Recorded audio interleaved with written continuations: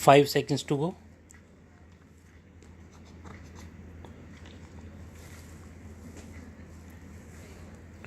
Start. Now, sir, honorable members will recall that the bill was introduced in the House of the People on the 2nd September 1953.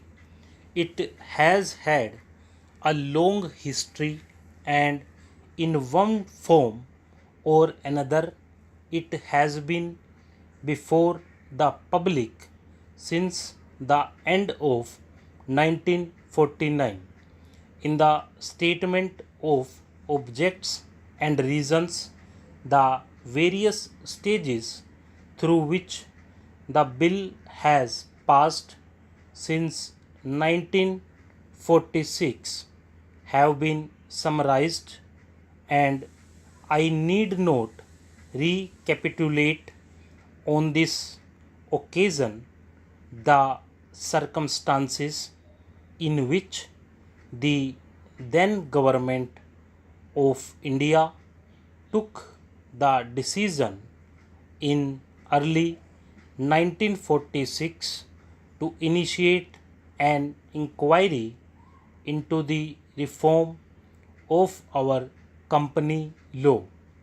I would remind honorable members that between 1946 and 1948, the entire field of company law was carefully reviewed by two distinguished company lawyers who were appointed to recommend the broad lines on which the present act should be revised.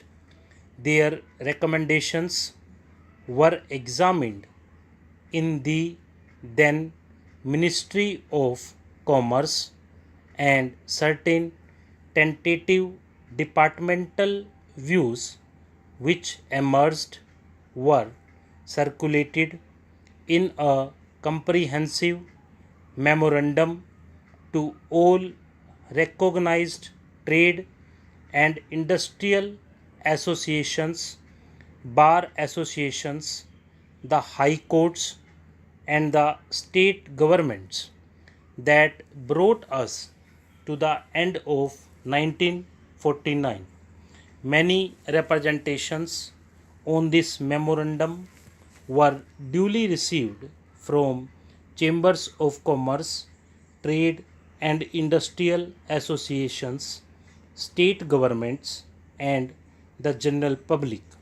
At the end of 1950, the government of India appointed a committee under the chairmanship of Shri Bhabha to go into the entire question of the revision of the Companies Act with particular reference to its bearing on the development of trade and industry in this country.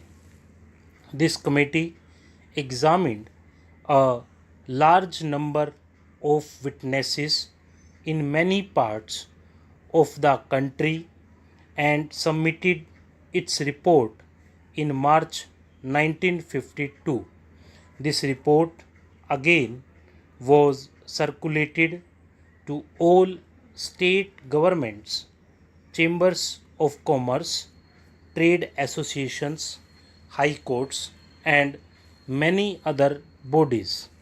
At the same time, a special officer was appointed in the Department of Economic Affairs, Ministry of Finance, to examine the report in the light of the views received from the interested public and to submit proposals to government for the revision of the present act.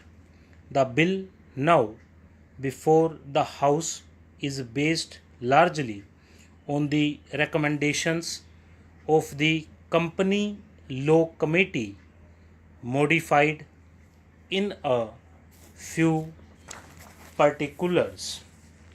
Honorable members will notice that as far as public relations go, the bill has covered adequate ground in a measure like the company's bill, however, which covers the entire field of the operation of joint stock companies.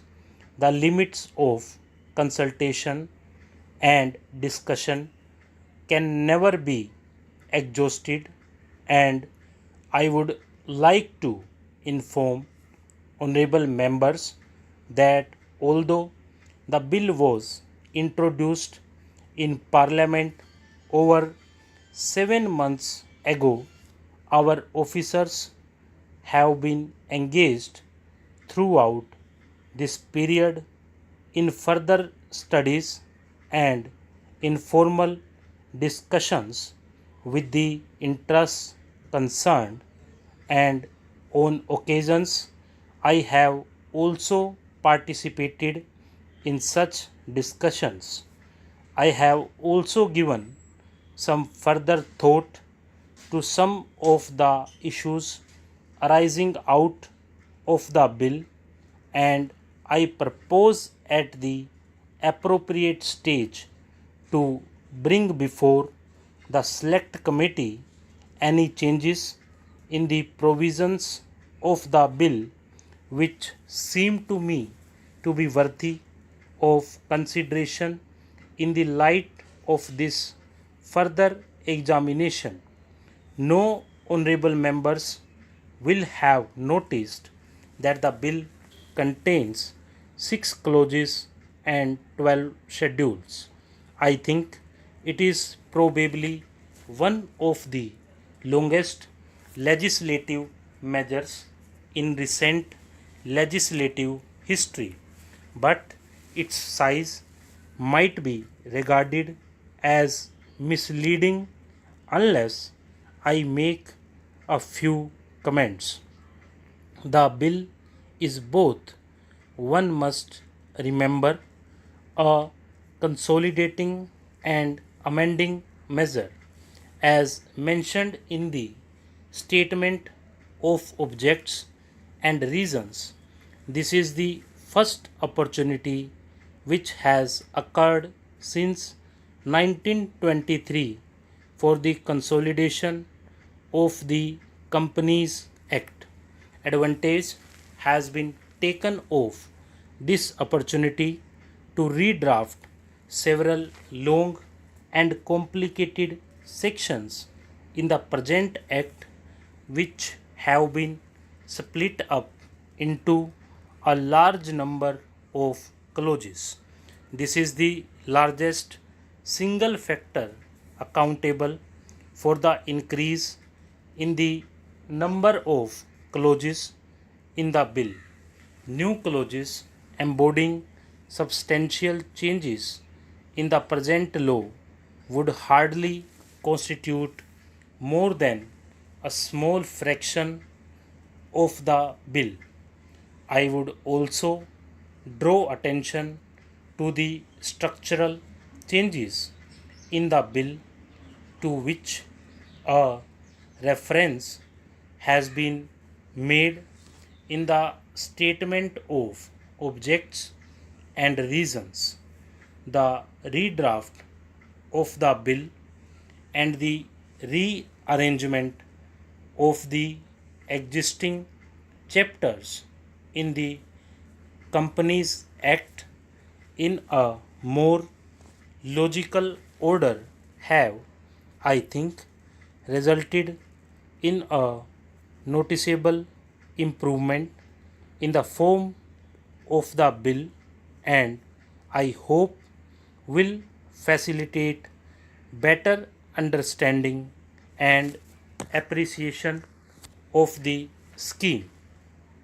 I wish that the Act, which came into effect long ago, was implemented properly. I know that the minister here is very earnest in implementing it, but unfortunately, his colleagues at the state level are disappointing him. Unfortunately, no steps have been taken for trimming or toning up the administration at the state level and at the district levels. They have to be taken immediately. Stop.